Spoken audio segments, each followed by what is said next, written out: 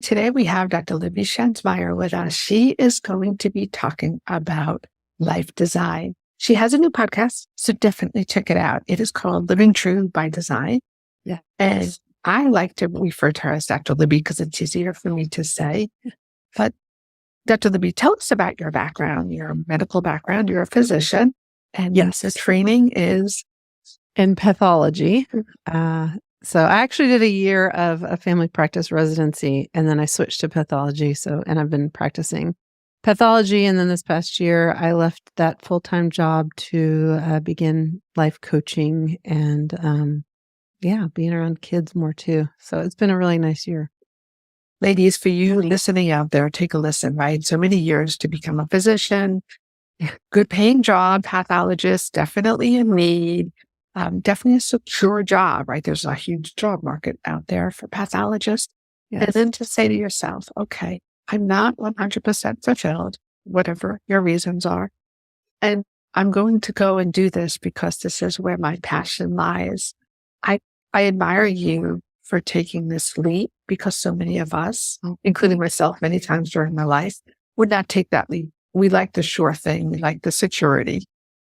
Yes. I looked at the leap for years. It wasn't a quick process. It was something I thought about. And, I have kids. And when you have kids, that's a whole other level, right?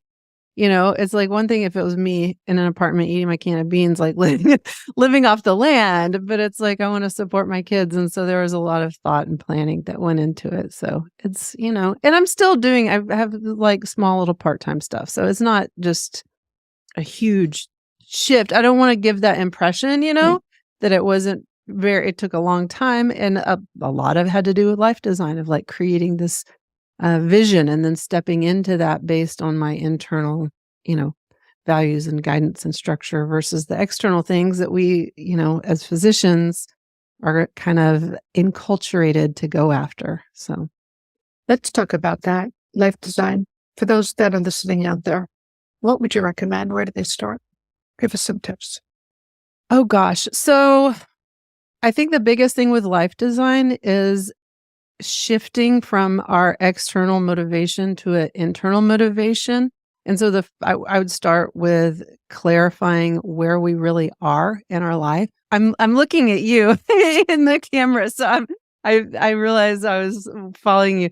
But I would start with knowing where we are, like assessing your life realistically. And that sounds pretty obvious, but when I started doing my own personal life design, I didn't realize, the context and my thinking. And it's kind of this meta view of your life of like, what do I tell myself all the time? So it's first of all, starting to notice these voices and things that we're doing.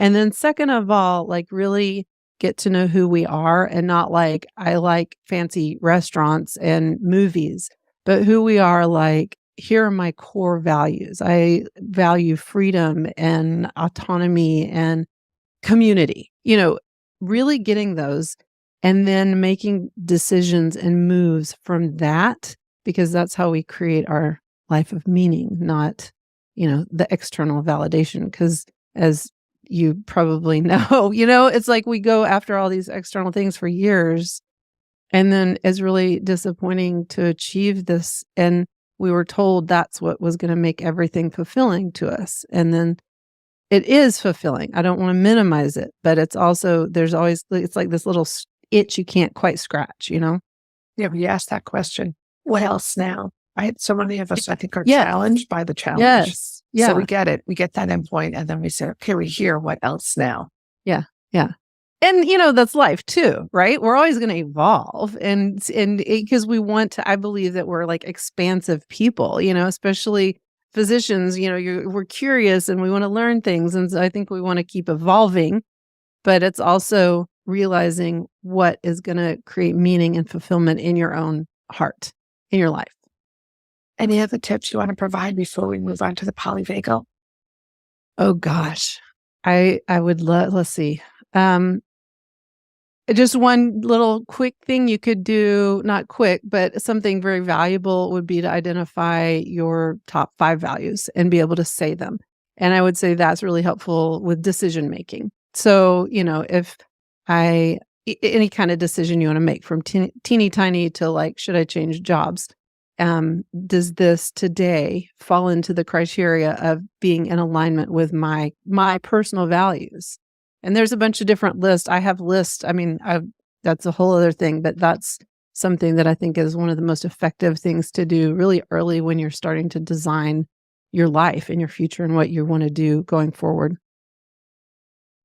Polyvagal, tell us about it. So the polyvagal theory is by Dr. Stephen Porges. I don't know how familiar you are with it. I don't know how familiar other people are, but it captured my imagination and my curiosity and my brain because it was things I didn't know about in medical school. We were taught our autonomic nervous system is our sympathetic and parasympathetic, right? And so we're either going to fight or flight or freeze. And that was kind of basically the extent of it. Of course, we talked a little bit about the state of aggression, but then Stephen Porges came along. I think he was started out around the 60s, and he's still practicing. I think he's at North Carolina now. I believe he was in Indiana for a while. And he started doing research, and he talked about psychophysiology research, which I love that word because it's this mind-body connection. And so he started looking at it and got really deep into it and came up with a whole theory of our nervous system, which is a little bit different. It's still the sympathetic and parasympathetic, but he says there's a hierarchy, like levels of our nervous system. And first we have he divides this parasympathetic into two. We always talked about two, sympathetic and parasympathetic, and he divided the parasympathetic into two. So it's like this. We have our dorsal vagal, ventral vagal, and parasympathetic. I have it upside down. Ventral vagal is the top. Then we have sympathetic, and then we have dorsal vagal. So ventral vagal, his unique contribution is this ventral vagal is our social connectedness and how important that is in our physiology and our health, mentally, physically, emotionally. This social connection is so vitally important to us. And so he talks about when we're safe and connected with other people, we're in that state. And then he talks about the sympathetic state and the parasympathetic dorsal vagal state, which is a collapsed state. And it all goes back to our state of being and how we're in the world. And one of the parts of this theory is neuroception. And as a life coach and just a person on the planet, we we think we can use our brains to like talk ourselves out of anything. And we have this neuroception. Our body all the time is looking at things around us. And it is telling us if we're safe. And so things will be drawing us towards it or away from it, right? And so this idea of neuroception, I love because that we can change our level of safety. Like if I've had a certain trauma in the past, I might interpret something as safe or not safe. And maybe you would interpret the same situation as safe or not safe, depending on your level of trauma. And so it really, to me, lets us each have our own freedom of like, this is appropriate for me. My body is safe. And a lot of it is based on the cues that we are perceiving, right? Like neuroception, if you walk up to the edge of a cliff, you don't have to think in your neocortex, your outer thinking brain, oh my goodness, this is high. I better not fall off because I could die. Our body perceives it, right? Like our body says, whoa, stop. And then we can think about it. And then we can take in the view if we feel safe or run away if we don't feel safe. So, yeah, I love it. I think it explains so much, when we're connected and feel safe to another person, then our bodies is at ease and our homeostasis is established in that state versus I think medical training honestly puts us in a chronic dysregulated state at some level. It's arguable how dysregulated of a state it is, but it's, loud noises and we don't know who's coming from what direction. There's something is always happening. I mean, we're not on the verge of dying, but it's stress on our bodies. And I think that it's under-recognized as far as the toll it can really take on us. How can we implement this in our lives? I love this. We can be aware of our cues. And by that, we might not know, but we can perceive sometimes like, I'm a little uneasy here. And if you can figure out why, that's helpful. But the thing is, it's not, culturally, we're told we have to remove all threat, just take it away. But that's not the whole story. Our nervous system doesn't know we're okay when there's an absence of threat. We have to establish an environment of safety.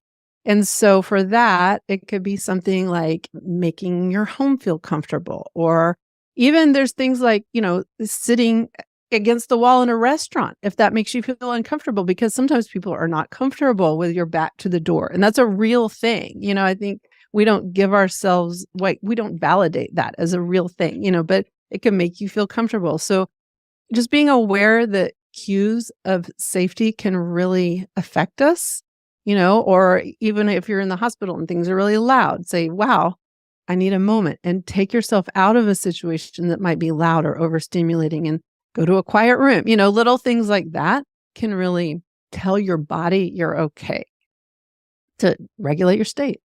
And then from that, you can connect with people and you can think. When you're dysregulated, you can't even think. You can't even talk to other people. You end up in arguments and misunderstandings because your brain is literally offline, You mentioned the parasympathetics before and the ventral. So many of us are not connected at all. Right? We talk about how many Americans now feel lonely, even though they may have people around them. And I think COVID didn't help at all. And I'm not so sure we ever came back to like those pre-COVID numbers. People are still on their phones more so than ever. And it just, you may feel like you're entertained a little bit, and it takes up a lot of time. But that connection of the human connection, we've lost. So it's so important. The other thing is, when you were mentioning as far as feeling safe, I believe that we need to be very careful about if sometimes we have people in our lives that we want to help, right? We try to go out of our way to help, but we feel like maybe they don't appreciate or they're draining our energy. And so what would be your advice to that woman out there because I think in general, women physicians, women in general, we're nurturers, right? Trying to help somebody, but it's just not working out. They're not appreciating it. What is your advice as far as stepping back?